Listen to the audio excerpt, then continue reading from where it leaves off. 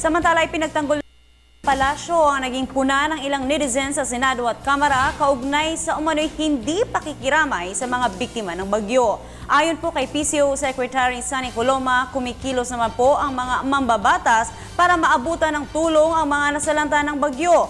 Kamakailan isang resolusyon po ang inihain sa Kamara na nanghihimok naman sa mga mambabatas na magbigay ng donasyon sa mga biktima ng bagyong Yolanda. Sakaling maaprubahan po ito, tinatayang 2.8 million pesos na donasyon ang malilikom mula sa mga mambabatas.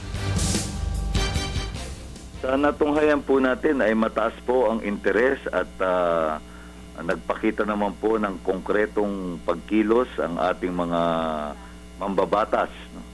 Sa ngayon nga po ay kasama mismo ng Pangulo si Speaker Feliciano Belmonte.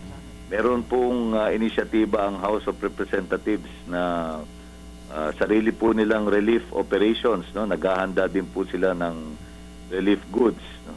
At sa Senado po ay natunghayan po natin yung panawagan ng ilang senador na willing pa silang ipagpaliban yung pag-resume ng kanilang sesyon para makaambag din po sila dito po sa sama-samang pagkilos ng pamahalaan at ng mga mamamayan sa pagtulong sa mga nasalanta.